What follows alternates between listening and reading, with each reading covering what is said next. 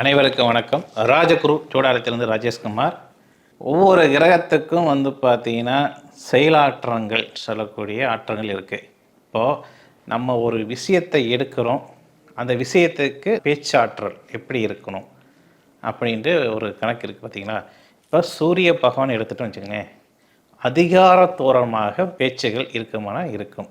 அரசியல், மேடை பேச்சு, அரசாங்கம் மூலமாக ஏதாவது ஒரு முக்கியமான டாக்குமெண்ட்ஸ் சம்மந்தமான விஷயங்கள் இதெல்லாமே பார்த்தீங்கன்னா இந்த சூரிய பகவான் நல்லபடியாக அமைப்புகள் உங்கள் ஜாதகத்தில் இருந்தால் அது உங்களுக்கு வெற்றி கொள்ள முடியுமானா வெற்றி கொள்ள முடியும். இதே சூரிய பகவான் பண்ணால் உங்களுக்கு மறைந்து போயிட்டார்.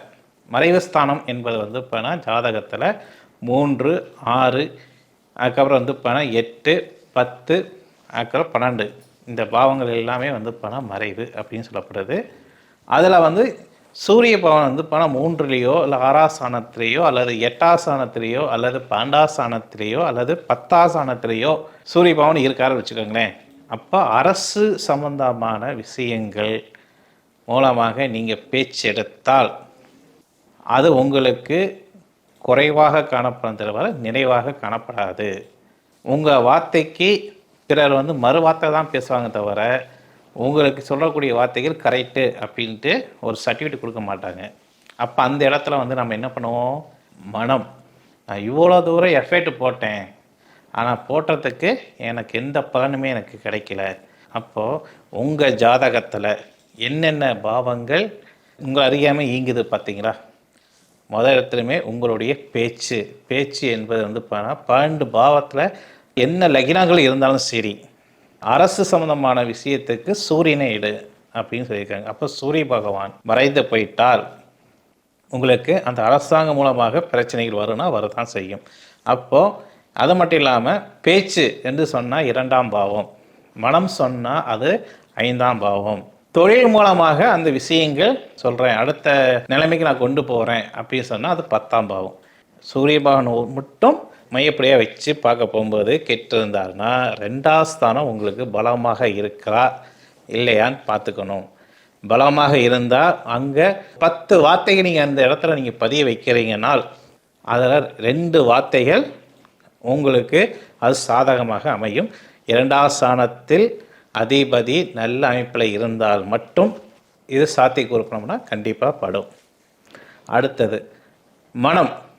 அப்போ உங்கள் மனசாட்சிப்படி ஒவ்வொரு பாயிண்ட்டுகளையும் நீங்கள் பதிவு வைக்கிறீங்கன்னா 5ஆம் பாவம் அதிபதி உங்களுக்கு நல்ல நிலைமையில் இருந்தால் அந்த இடத்துல உங்களுக்கு பாராட்டுகள் கிடைக்குமானா நிச்சயம் கிடைக்கும். 10ஆம் ஸ்தானம் தொழில் மையப்புள்ளியாக வச்சு நான் அரசாங்கத்தில் பார்த்தீங்கன்னா பேசிகிட்டு இருக்கேன் அப்படின்னா 10ஆம் ஸ்தான அதிபதி உங்களுக்கு வலுவாக காணப்பட வேண்டும். இப்படி ஒரு ஸ்தான அதிபதி மற்றொரு ஸ்தானத்துக்கு பகைமையாக இருக்கக்கூடாது.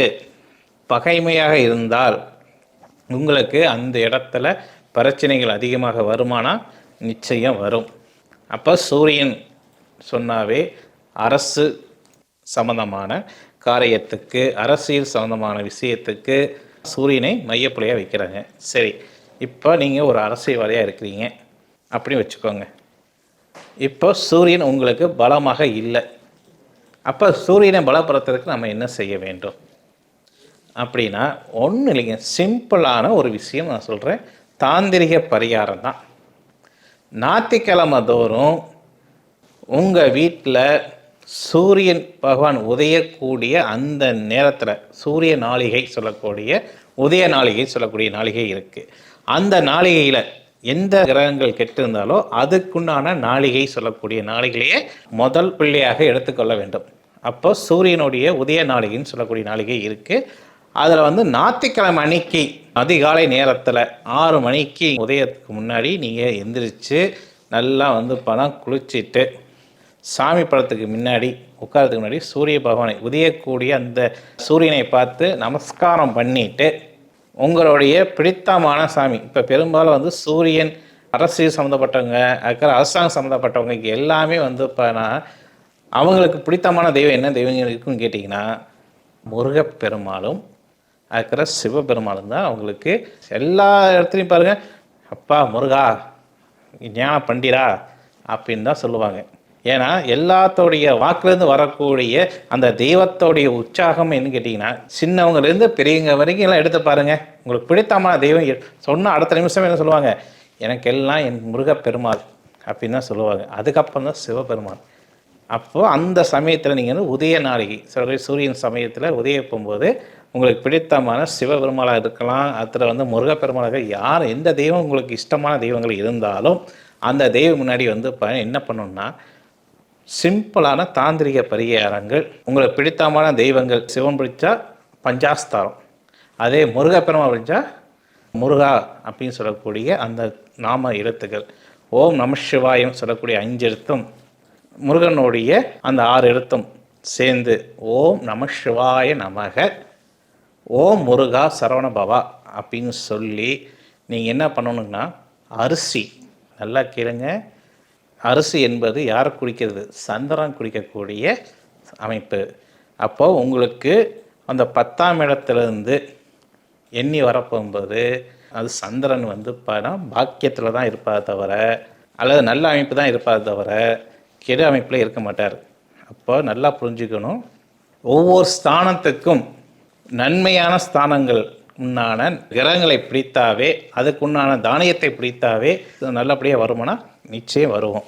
அந்தமாரி நீங்கள் என்ன பண்ணணும்னா, பச்சரிசியோ அல்லது சாப்பாடு அரிசியோ ஏதாவது ஒரு அரிசி நம்ம எடுத்து முன்னாடி பரப்பி விட்டு அதில் வந்து ஓம் நம சிவாயம் ஓம் முருகா சரவணபவா இப்படி எழுதி எத்தனை தடவை 27 முறை எழுதி அதை நீங்கள் என்ன பண்ணணும் அப்படின்னா, அவங்களுக்கு நெய்வேத்தியமாக உங்கள் கையால் ஒரு பொங்கல் அல்லது வந்து பார்த்தீங்கன்னா சாப்பாடு வடித்து அதை வந்து எடுத்து சில பொருள்கள் முந்திரி திராட்சை ஏலக்காய் கல்கண்டு, முக்கியமாக கல்கண்டு மறந்துடாதீங்க, அந்த கல்கண்டு இது எல்லாத்தையும் போட்டு சாப்பாடாக பண்ணால் குழவு சாப்பாடு, அதுக்கப்புறம் பொங்கல் சக்கரை பொங்கல் இப்படி வைத்து யாருக்கு வைக்கணும், சிவபெருமானுக்கும் முருகப்பெருமானுக்கு வைத்து வழிபட்டுட்டு வந்தால் அந்த அரசியல் சம்பந்தமான பிரச்சனைகளிலிருந்து விடுபட முடியுமானா நிச்சயம் விடுபட முடியும்.